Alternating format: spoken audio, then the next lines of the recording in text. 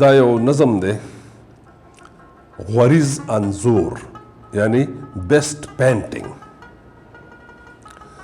د دنیا د تصویرونو نمایش دی د هر یو بر اعظم خلک راټول دي د سپین پوستو او تور پوستو غلغله ده فنکاران د هر وطن ګوته په خوله دي شاهکارونه ټول منډو ته اویزان دي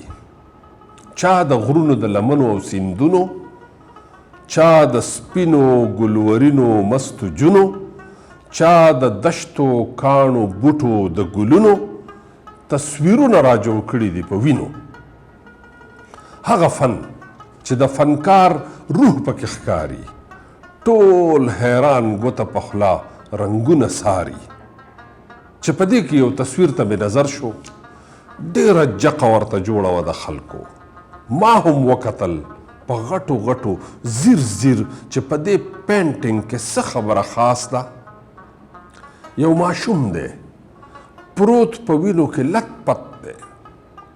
شین لوګی دی ځکه شاته منظر تت دی د ماشوم خوا کې رحیل دی په رحیل کې یو کتاب دی چې شین ټوکی ترې چاپیر دی د سیفون یو لوپټه هم په ریګونو کې پرته ده په ګس لاس کې یې چوسني کلکه نیولې یو تعویز چې په سپین مزي سره سرمن کې د مرۍ نه یې په ګروي اویزان دی ادنګی یې لږ په دوړو باندې خړ دی قړاغې سترګې وازه خوله د یرې مړ دی غبرګ لاسونه یې واز کړي لکه غیږې ته د مور چې هوس کاندي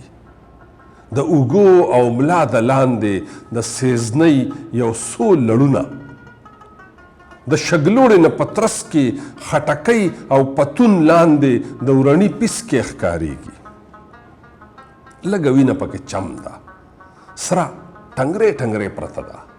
د پښتو په لاندې برید یې یو ګولی جوړ کړی غار دی وحشتونه ترې راساسي چې سینه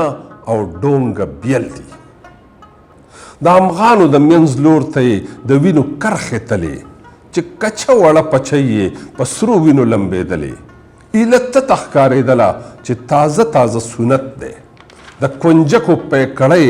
د ښې خپې نه د چاپېره د تصویر د فریم د پاسه په نري شان له یو تار کې یو کاغذ را اویزان دی چې د پاسه پې لیکل دي USA